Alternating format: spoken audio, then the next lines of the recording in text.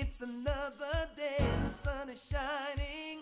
Got to know what's going on around you. Wake up, it's the time to motivate your mind. Come with me, let's make this moment brighter. Wake up with the Bahamas at sunrise. Come on and wake up with the Bahamas at sunrise. Wake up with the Bahamas at sunrise. Wake up with the Bahamas at sunrise. Hey.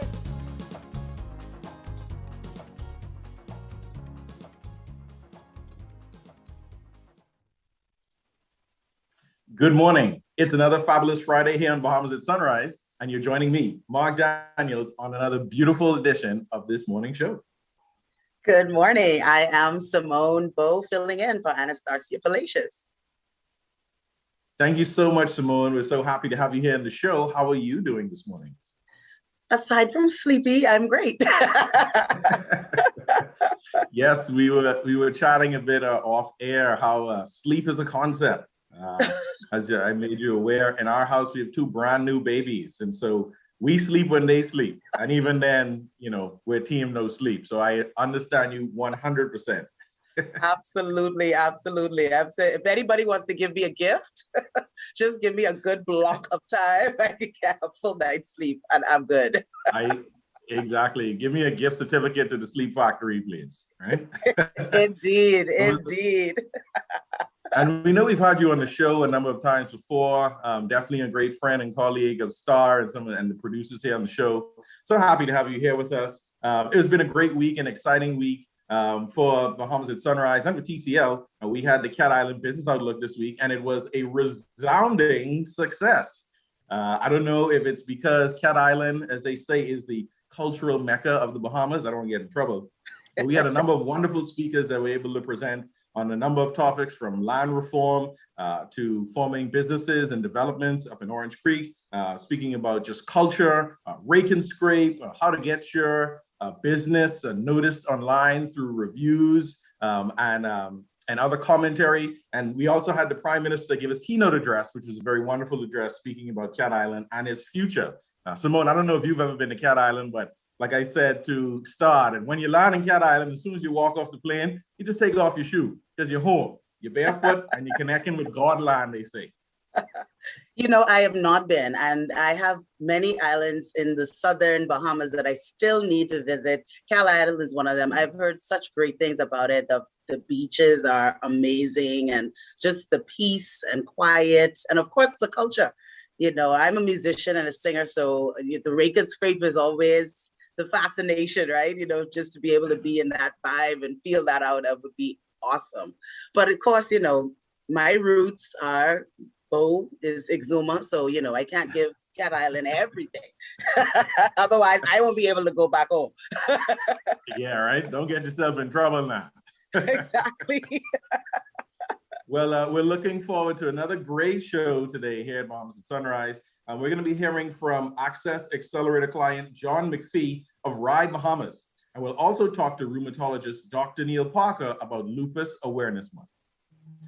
We'll also find out about the role of the Community Affairs Division of the Ministry of Social Services in our Bridging the Gap segment. And we'll bring you the Prime Minister's address at the Cat Island Business Outlook yesterday. But first, let's check on weather with Godfrey Burnside.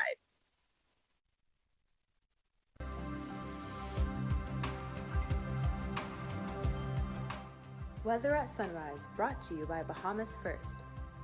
What's first for you comes first for us.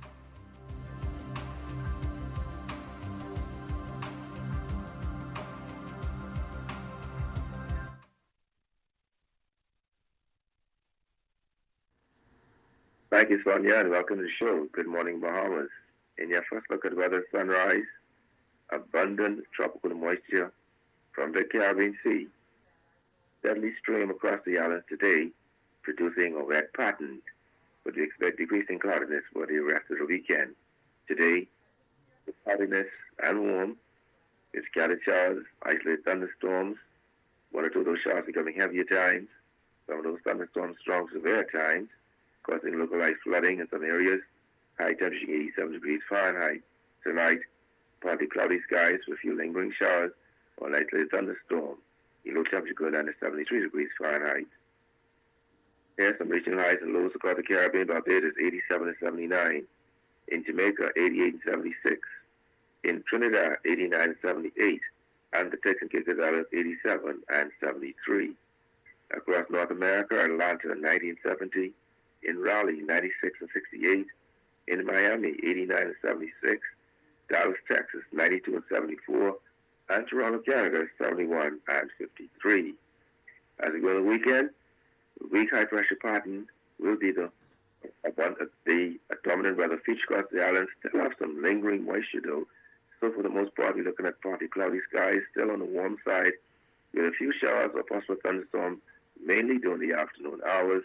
Although temperature daytime will be in the upper 80s at daytime and the low to mid 70s at nighttime. That puts you up your first look at weather sunrise. I'm Godfrey Burnside. Back to you, Mark.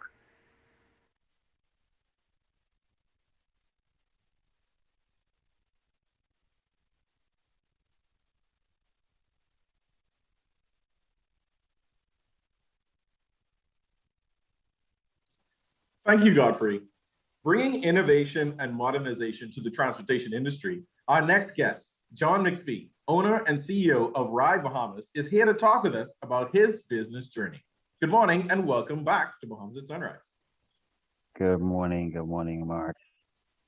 Thank you for joining us dead early. I don't know where you're at, but you're in the Bahamas, the sun is up, and it's another beautiful day in a beautiful country, right? Yes, I'm actually right here in the Bahamas with you, Mark. All right, perfect. So tell us, what inspired you to pursue modernization of the taxi and transport industry? A good question. I get that a lot, Mark. For me, I think that if you understand our history and you look back at it, you realize that at every point and every turn in our history, there were people who had a simple and a fundamental commitment. Whether I could pick 2 points. One, if we pick the January 12, 1958, or if we pick June 1st, 1942, which 42 will be the Burma Road riot. They were determined to leave the place better than they met it. If you look at January 12, my forerunners in the transportation business, they had a commitment to leave the place better than they meet it. And so for me, when I joined the transportation industry and understanding that, I made a commitment that I would leave it better than I met it. And at the core of that is revolutionizing, because each of those points that I mentioned earlier were people trying to revolutionize the status quo. And so when I came in the transportation industry, I realized that it was actually ripe and poised for transformation, and I took it on. Wow. So I can imagine that with any sort of change, no matter what industry you're in, that you can face some challenges and maybe a little bit of inertia along the way in terms of getting the culture to change. So what are some of the challenges you've encountered as you try to change the transportation industry? As with every status quo, there's usually a culture that goes with it. And again, if we use the DNA of our forerunners, the status quo for the Burma Road riot was that they felt that the colonial people felt that Bahamians were just not equal. They didn't feel that we should get the same pay. You look at the 1958 general strike, there was also a status quo and a culture. I think our times is no different. We find ourselves in a space where there are too few people who understand that the status quo is our enemy. And we get we become comfortable. You use the word inertia, which is another huge thing, because the more you show people, sometimes it seems as if the less they are aware of how urgent the time is and how necessary it is to leave the status quo behind. So for me, what I found was a culture of comfortableness with the status quo. And a lot of times when you ask people to leave the status quo behind, it creates a certain level of discomfort. They have a certain level of distrust for what they don't know. as opposed to what they know. And I think that is one of the biggest challenges we face nationwide, getting people to move from their comfort zone into the unknown. Wow, you're so right. You know, in discomfort there is growth. Through pain there is growth. And sometimes parts of you or your system need to die and be reborn in order for you to get to the next level. And that is where we're at, I would say, probably not only in the transportation industry, but as a country as a whole, as the world changes, as our paradigm is slightly shifting, because, you know, it's not just business as usual. So I'm so happy to hear that companies like yours are taking that step forward to help push the country forward. So tell us about some of the digital and technical upgrades that Ride Bahamas has achieved. I will share our most recent achievement. And when I first started looking at what initiatives I wanted to prioritize and bring to the forefront, it became clear that our comfortableness with not accepting different versions of payment would be a downfall if we didn't shift. And so I started campaigning and pushing and helping drivers in the industry to see that creating the ability to be cashless was a huge, a necessary shift, because, and for many different reasons, the rest of the world was leaving us behind in that. And the journey was really long. It started with us pointing them in a direction as to how to have the various institutions around the country to provide them with the necessary infrastructure to do it.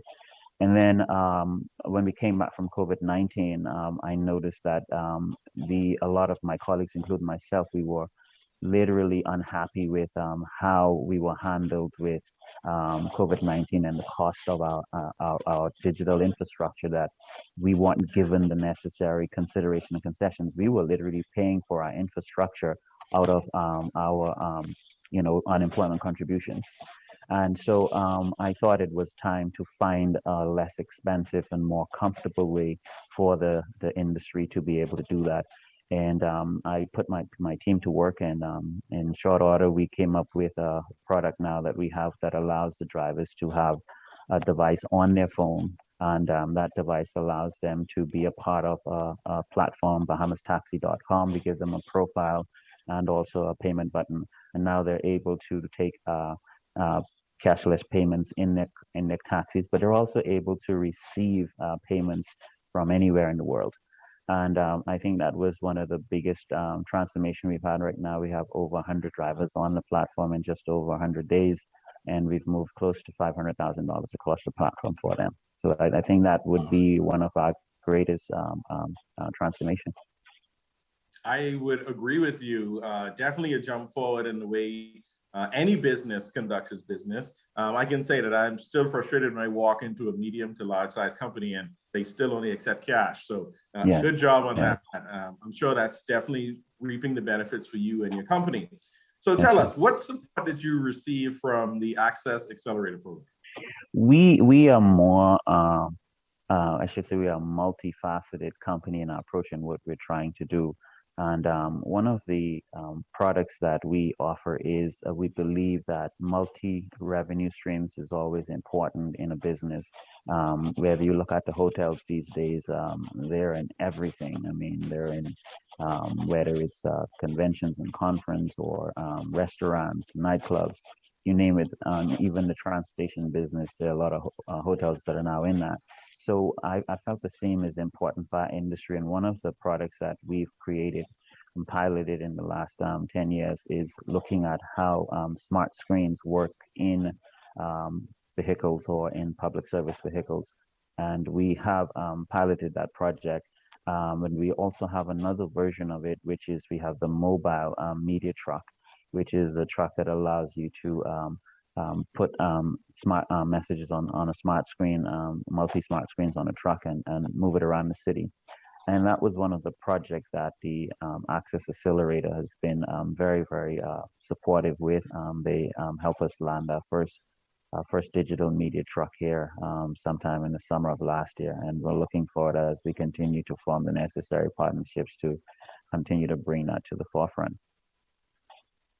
I love the Access Accelerator program. Seen so many successful stories. You are also a part of that group. Yes. Would you recommend the Access Accelerator to other entrepreneurs? I have been recommending persons to the Access Accelerator because I think one of the greatest tragedy in the Bahamas, less so now than 5-10 years ago, is that a lot of entrepreneurs have a vision but don't necessarily understand where to find capital and how to be able to tap into the limited source of capital that exists in the country. So I have been aggressively telling people, helping them with their business plans and making sure that they find a way to be a part of the great movement that the Access Accelerator has created. That's amazing. You definitely sound like an Access Accelerator ambassador, right? Thank you. Enjoying hearing about your business, but in true entrepreneurial style, you're also an author. Yes, tell sir. us about your new book, Final Sunset: The Fatal Sinking of the HMBS Flamingo. Thank you for asking. Very, very, very, I'm very passionate about the literary world, but HMBS Flamingos incident being a national one is one of my really, I'm really passionate about that. And I thought during COVID-19 that I should venture out into some of the things that were just, you have these skills that are sitting around and you haven't really tapped into. And before you know it, I had 3 manuscripts, and my first one of those manuscripts coming to life was Final Sunset, which is very comprehensive, looking at many different aspects of the different areas that affected and played a role in the sinking of the Flamingo. So that book hit the market last week, Monday. We had a launch, and it's now available on Amazon and all of the other various book outlets. That's amazing. So happy to hear that. Once again, like you said, multiple income streams, using your talent, pushing the envelope, being innovative, all of these wonderful things we talked about this morning. Yes, I'm going to definitely look out for that book on Amazon.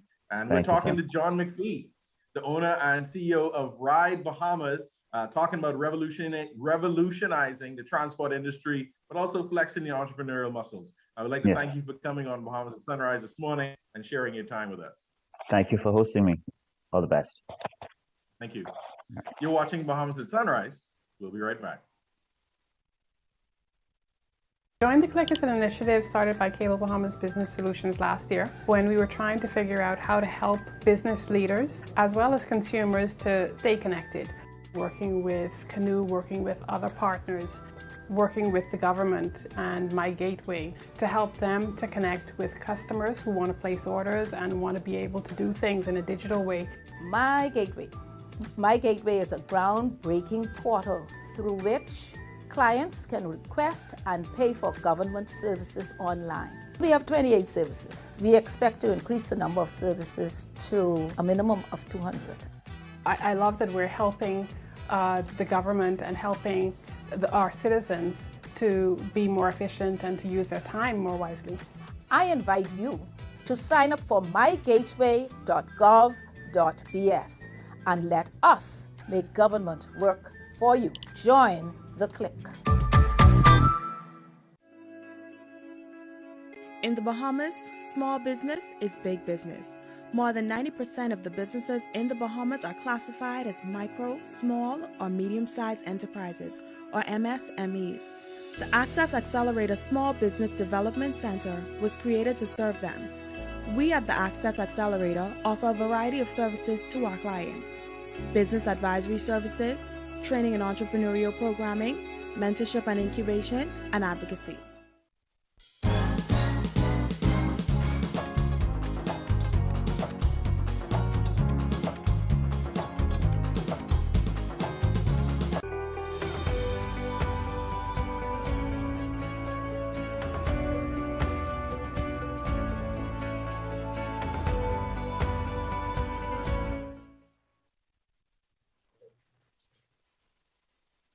Welcome back. The Ministry of Social Services and Urban Development has many departments and units all doing extraordinary work in the community.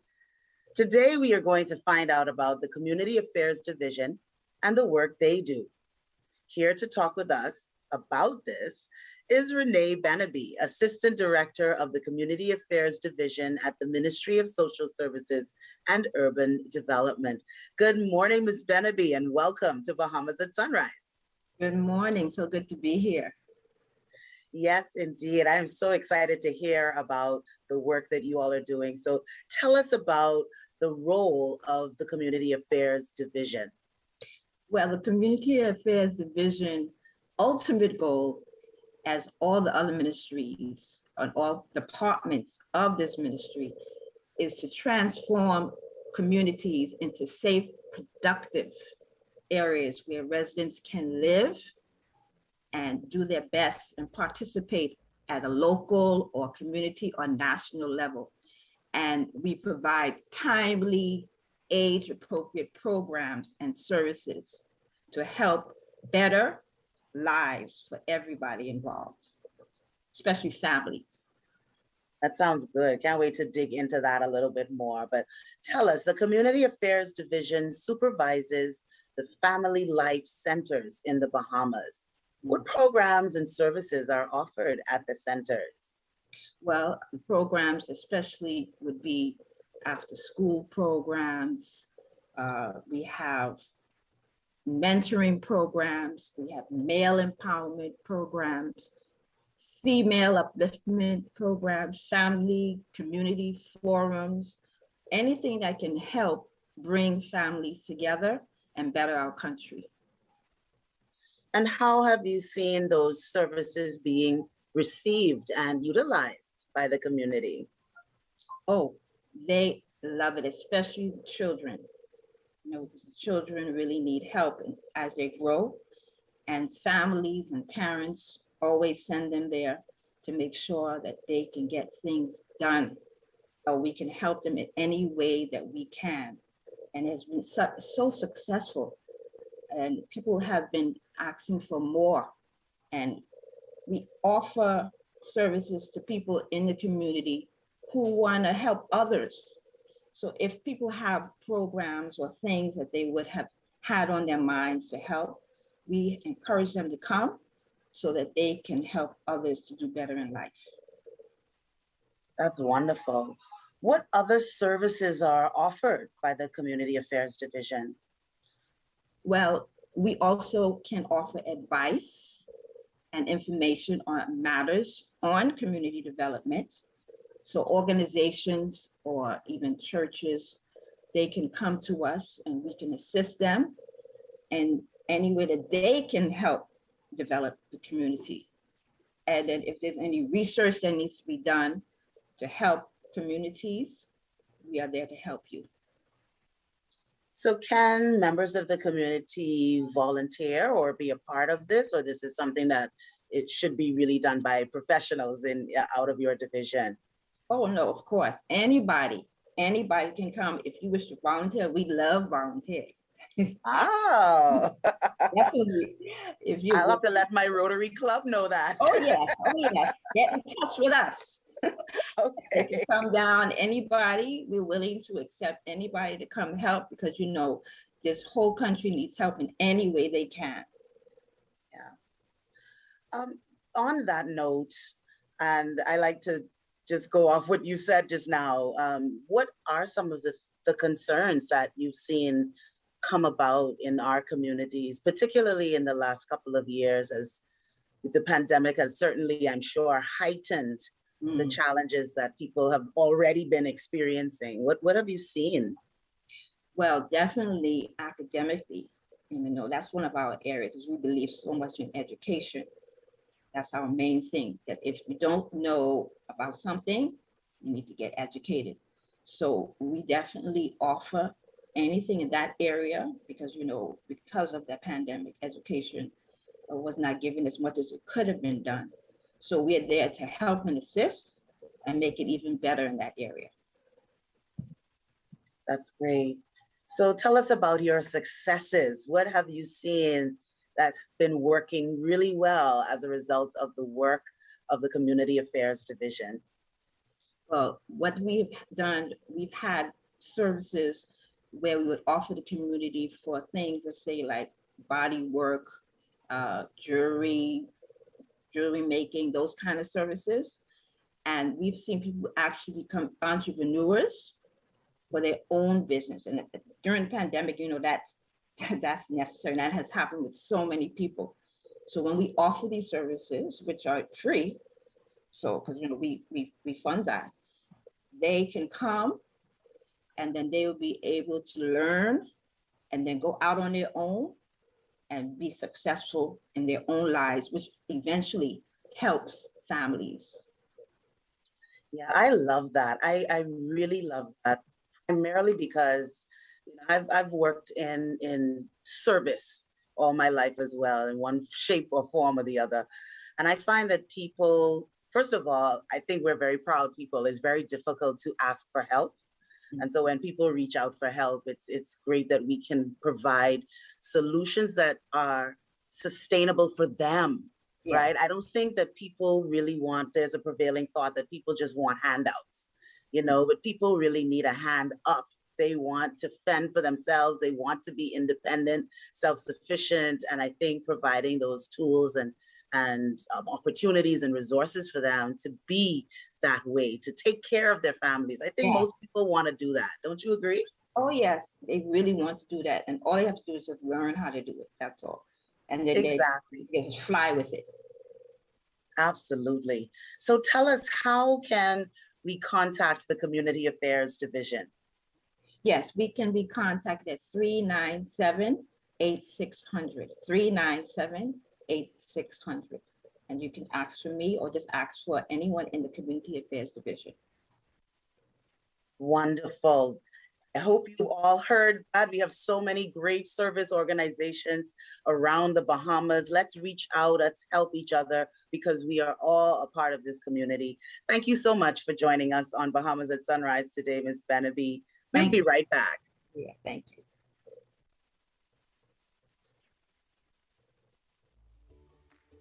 Our world has changed. Many businesses have been closed for months with little or no access to their customers. Until now, Rev Media can help you remain connected to your customers. Our trusted customized advertising packages and personalized consultants will provide your business with immeasurable support during this challenging time. Your customers are already watching. Rev Media can help you to remain connected. Call us today. Let us help you.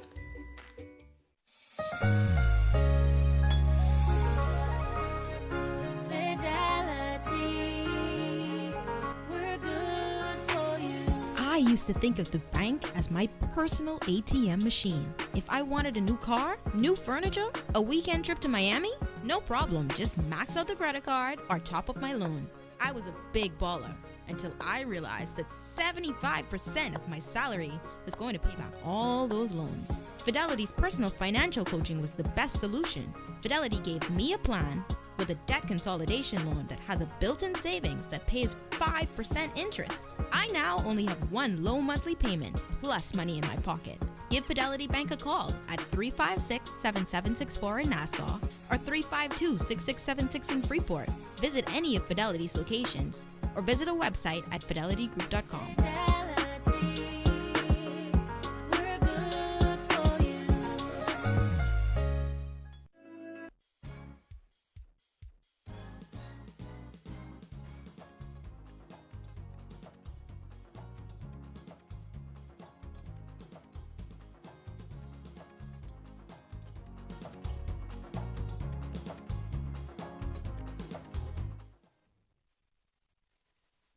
Welcome back to Bahamas at Sunrise. It's another fabulous Friday here in the Bahamas. Thank you for joining us dead early. I'm Mark Daniels. I'm Simone Bowe. Welcome back to the show. Yes, we're back. Simone, we finished the first half. It's some exciting discussions. I was speaking with Mr. McPhee and talking about Ride at Bahamas, and some of his book that he wrote about the HMBS Flamingo. Just an interesting discussion on advancing the technology in the transportation industry and across the board in many sectors here in the Bahamas. That seems to be the topic of discussion, especially coming out of COVID, the impacts of Hurricane Dorian, and we know that we can't do business as usual. So just excited to see that another industry is taking a leap forward into the future, right?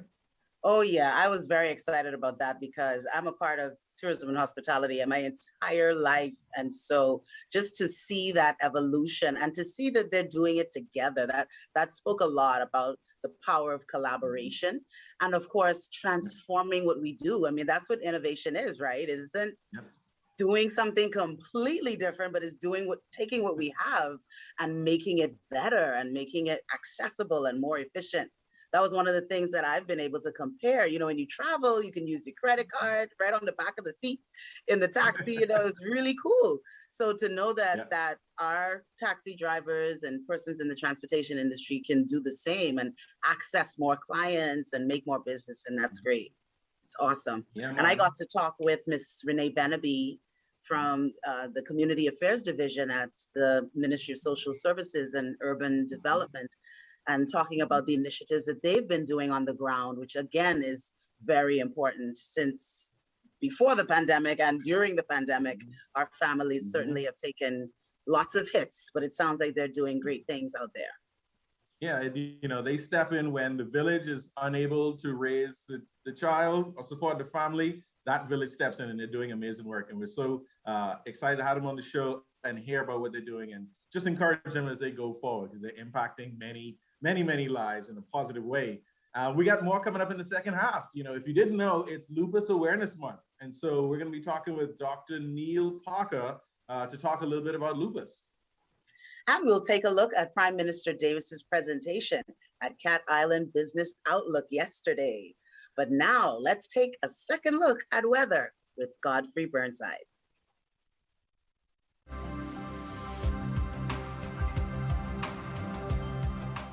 Weather at Sunrise, brought to you by Bahamas First. What's first for you comes first for us.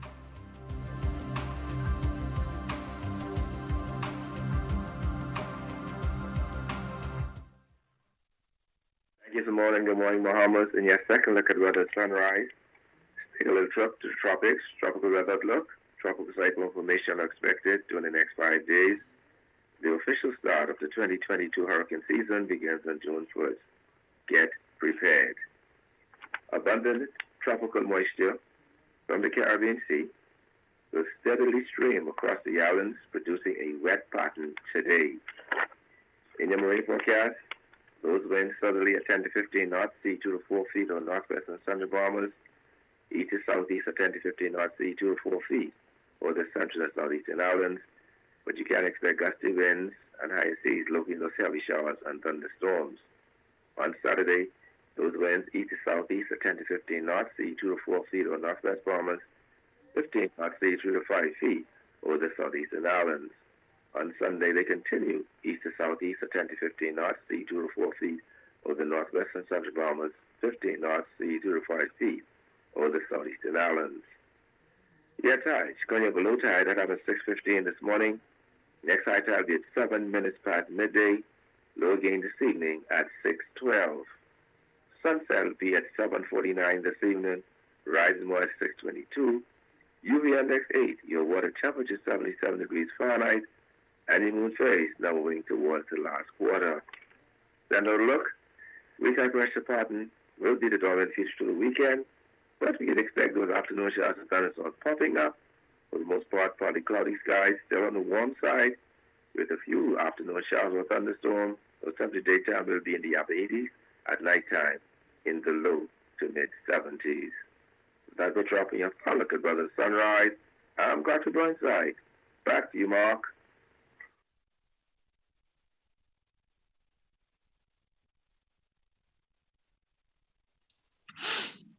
Thank you, Godfrey. May is Lupus Awareness Month, and approximately 5 million people suffer from this disease worldwide. Here to talk with us about this is Dr. Neil Parker, rheumatologist, arthritis, and rheumatology, Care Bahamas. A rheumatologist at Arthritis and Rheumatology Care Bahamas. Dr. Parker, good morning and welcome to Bahamas at Sunrise. Good morning, Godfrey. Pleasure to be here. Yeah, we talking about Godfrey and the weather, and Godfrey promised us got a little bit of rain. My apology, Mark. That's all right. We're all the same TCL family, right? But we're talking about Godfrey and this rain. So Godfrey, hold the rain up for us, okay? It's a beach weekend. But we're here, talking about Lupus Awareness Month with Dr. Parker. Tell us, give us a brief overview of this disease. Well, lupus is what you call an autoimmune disease. It is characterized by skin rash, joint pains, arthritis, hair loss, ulcerations of the nose and mouth, and also potential major organ damage, the most significant of which is kidney disease and potentially even kidney failure. No. It is autoimmune. What is the prevalence? Oh, go ahead. I say it is autoimmune in that people don't catch it. It comes from the body's immune system attacking the tissues. What is the prevalence of this disease in the Bahamas? Well, it is a disease primarily of young women of color, of reproductive age. So I would say it is fairly common. It has been reported to be as common as 1 in 100,000 in other populations. So we don't have a precise incidence in the country here. Wow. So you mentioned that it is an autoimmune disease. So what exactly causes lupus? It is an interaction between the body's genes, between one's genes and the environment. There are several putative genes that are known to be involved, but there's also an environmental factor. So there's no one single cause. It's a complex interplay between genetics and the environment, frankly speaking. Yeah, the word complex that you use is right, because you've been explaining it to me, and it does seem like it's not that straightforward what causes it. And we'll talk about the treatment, but go through again what the symptoms are for this disease. Okay, like I said, most commonly patients will experience joint pain, skin rash, hair loss, ulcerations of the nose and the mouth. They can experience fatigue, weight loss, or fever of unknown origin, or sometimes they can present with organ failure or organ damage, like fluid in the lungs, fluid around the heart, or evidence of kidney failure. Sometimes patients present frank kidney failure as their first manifestation. Oh. It definitely sounds like it's a difficult disease to be living with and possibly to treat. What is it like living with lupus? Well, having not being a patient myself, but having experience with many patients, I can say that lupus can impose a significant burden on individuals with respect to the major thing that people complain of, that I would say is the most common across the board, is that they have reduced energy compared to other people. A lot of patients relate a lot of frustration in explaining to relatives and to workers and to employers and to family members that they simply don't have the same energy that they used to have. For example, the patients have to plan out their day. For example, if the patient knows they have to wash or go to the grocery store, then they have to put off playing with their children until the other day, because they'll be so fatigued from that one activity that they know that the other activities are just not going to be possible for them that day. So that is probably one of the major things that every lupus patient can relate to, with fatigue, reduced energy. And that in addition to the pain, it definitely would impact your quality of life. I can see how this would be difficult to manage on a day-to-day basis with someone suffering from this disease. What is the treatment for lupus? What are the options that are available? Well, you quite astutely mentioned pain. Obviously, patients can experience pain from many causes. So what we do is there's one medication that called it hydroxychloroquine, and that's the name of it, that we try to treat every single lupus patient with, because it helps to prevent flares. It also helps to reduce skin and joint manifestations. And then beyond that, we treat the patients according to what they present with. Sometimes they require what we call chemotherapy or immunotherapy through the IV. We also advise patients to wear sunblock to protect them from the UV sunlight. And so it really depends on what a patient is presenting with or what the patient is struggling with in particular. Some patients struggle with scarring and skin rash and things like that. So we have to treat them cosmetically, treat the skin. So it can vary. Right. Yeah, definitely. As you mentioned earlier, it sounds like a complex disease and the treatment isn't that straightforward. Is COVID-19 a threat for people suffering from lupus? Well, the major impact would be whether or not they're taking immunosuppressive medications. So some medications with respect to COVID-19 are more significant than the others, really. And also, for example, there's a medication called rituximab that some patients take. And if the patients take that, then it's known that they will have a higher risk of a poor outcome in COVID-19. And then with respect to vaccinations, there are some medications that patients have to stop if they're going to get their vaccination in order for them to get a healthy response from the vaccine itself. So there are considerations with respect to COVID-19 and lupus patients, yes. Wow.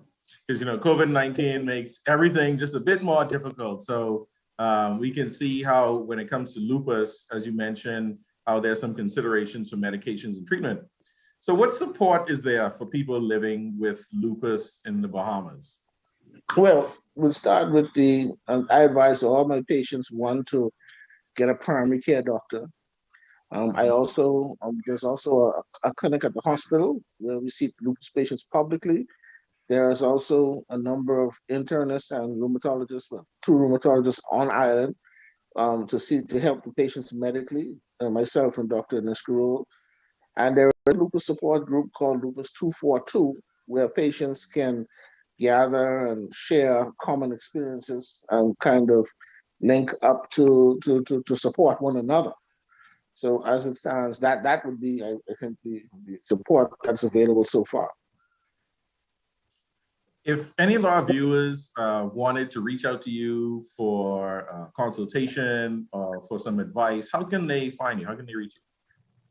Well, they can if they Google me, Dr. K. Neil Parker, Dr. Kwabena Parker, you'll find my website, Arthritis in the Room Care Bahamas, and there's the phone link and the website link to consult or make an appointment.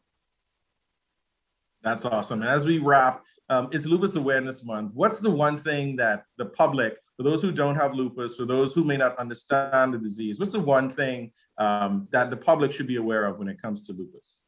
The public should be aware, if you're a relative, an employer of somebody with lupus, then you should be compassionate and try to be empathetic, because the lupus patient will inevitably be dealing with pain or fatigue, and their ability to be themselves will not be the same as it was pre-diagnosis. Not to say that it's all doom and gloom, but the lupus patient has to work a little bit harder to do what you and I have to do.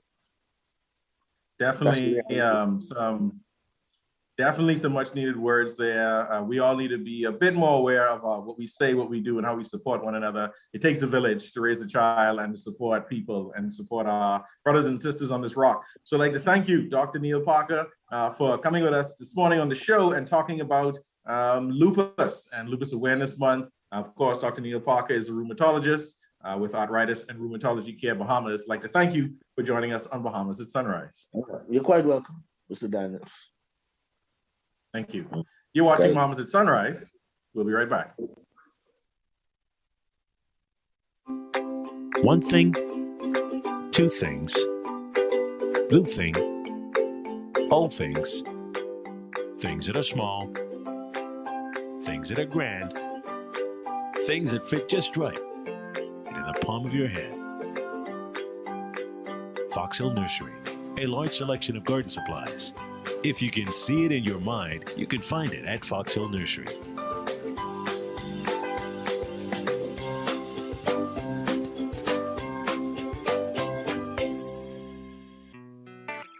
The sports we play depend on the health we build. So let's stay healthy. Wear a mask and practice social distancing and hand washing to protect yourself and others. Remember, COVID-19 is not a game. A public service message from the Bahamas Olympic Committee.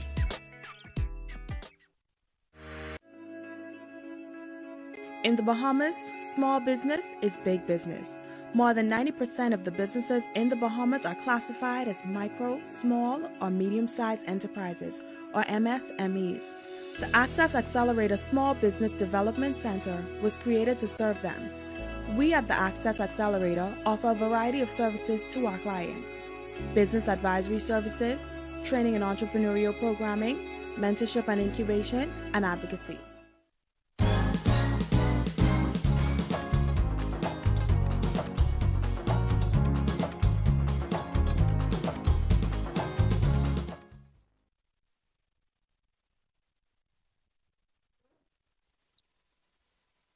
Welcome back. Prime Minister, the Honorable Philip Davis, Member of Parliament for Cat Island, Rum Cay, and San Salvador, gave the keynote address at the Cat Island Business Outlook yesterday, speaking to heritage tourism, sustainable economic growth, entrepreneurial opportunities, and more. Here is that address. Welcome to Business Outlook 2022. As we critically scrutinize and examine the business challenges, weaknesses, strengths, and opportunities of three of my favorite islands, Cat Island, Rum Cay, and San Salvador. I thank the Councillors Limited, under the leadership of Ms. Albury, for organizing this and many more other similar events. These business outlooks have consistently provided the Bahamas with a public platform where subject matter experts, the business community, the religious community, civil society, and policymakers put their collective heads together with a view to crafting the most strategic plan for the growth and development of our archipelago, a small island developing state, one island at a time. Further, these business outlook fora cultivate oases of ideas, critical debates and information that inform public policy, enhance entrepreneurship, and influence investment strategies. My government, therefore, fully supports these constructive engagements as they provide the necessary structure, order, and focus to sustainable national development. Our gradual and cautious emergence from the ravages of COVID-19 pandemic give great relevance to your chosen theme for this Business 2022 Forum, Beyond Recovery into Growth. Fellow delegates and stakeholders, we all agree that given our natural resources, geography, and climate, it is reasonable to expect that the business of tourism in its various forms and presentations will continue to dominate the economic landscape of the Bahamas for the foreseeable future. It therefore stands to reason that diversification of the tourism product as a priority while creating inter-industrial linkages and synergies represent our most feasible strategic approach and best chances for success. As policymakers, it is our duty and responsibility to provide the legislative policy and regulatory framework and environment that are most conducive to these islands realizing and maximizing their economic potential. Given the existential threats of climate change to our way of life, we must implement economic growth strategies that are both sustainable and environmentally friendly. Further, we must continue to be mindful of the culture, heritage, social sensibilities, and value systems of the communities in which we conduct business. It is imperative that we seize the opportunities to maximize the use of alternative sources of energy, such as bulk waste, solar, and hydroelectricity, to drive our island's economy. In doing so, we can effectively link tourism and other industries into a newly created green economy as we pursue energy sector reform and energy independence, all at the same time. For these reasons, heritage, historical, and cultural tourism is an attractive and sustainable tourism product offering as we link tourism to the orange economy. Cat Island, Rum Cay, and San Salvador have rich histories and heritages that have been greatly impacted, influenced, and shaped by the habitation of the Lucayan Indians, the landfall of Christopher Columbus, slavery, the occupation of the American loyalists, the commercial exploits of piracy, and the strategic roles these islands played during the Prohibition era. These intriguing tales and archaeological relics can be restored, attractively packaged, and dramatically reenacted to the delight of our visitors. The pristine beaches, the rolling hills, and the deep turquoise waters with a wealth of marine resources provide great entrepreneurial opportunities in both the green and blue economies. Various water sports, including sports fishing and commercial fishing, come immediately to mind. The huge contrast of these pristine islands to the major cities of the world provides extremely attractive second home market investment opportunities for the wealthy. Adding second homes to our country's hotel room inventory also provides attractive tax concessions to second home buyers under the Hotel Encouragement and Family Island Development Acts. The maintenance of current and the construction of new public infrastructure and superstructures represent critical support services and investment opportunities through public-private sector partnerships to buttress economic growth and development. My government appreciates this and has an aggressive public works program. Seawalls, bridges, schools, clinics, hospitals, docking facilities, harbors, and airports have to be built and maintained to support new business developments. We must learn from the painful lessons of the past. The government did provide a suitable airport to facilitate the requisite airlift into San Salvador to support the anchor resort there, Club Mediterranean. Regrettably, the government fell down in its public obligations and failed the people of San Salvador in its inability to complete the construction of and open a suitable healthcare facility on San Salvador, especially as COVID became an increasingly formidable existential public health threat. The result was the closure of the hotel because the owners and operators could not be assured by the government of prompt and timely access to proper health services should any of their staff or guests fall ill.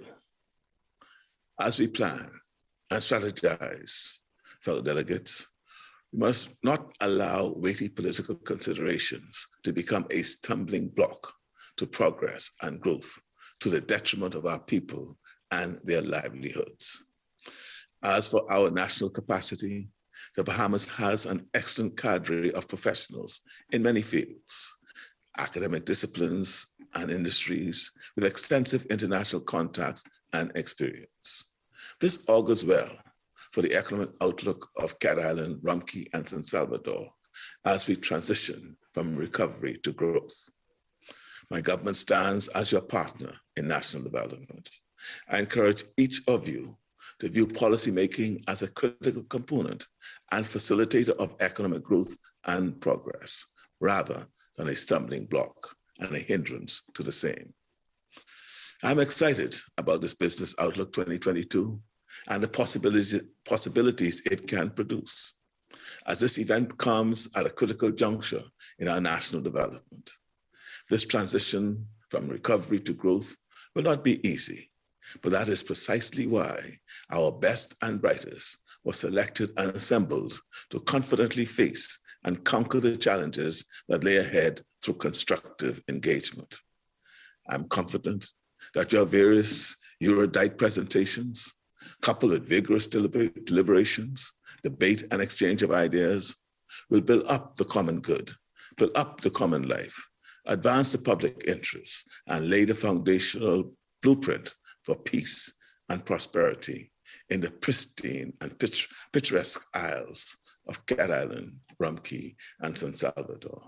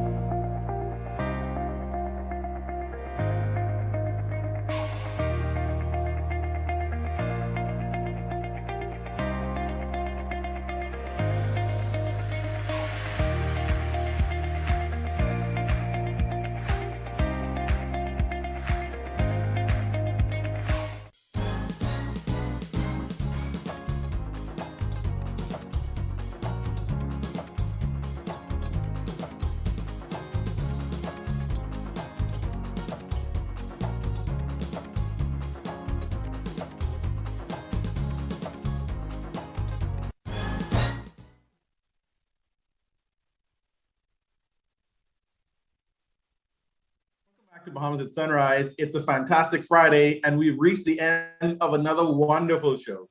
Such great conversations here today. Simone, how was it co-hosting with us today on the show? Not as bad as I thought it would be. At least I didn't mess it up for you. I hope.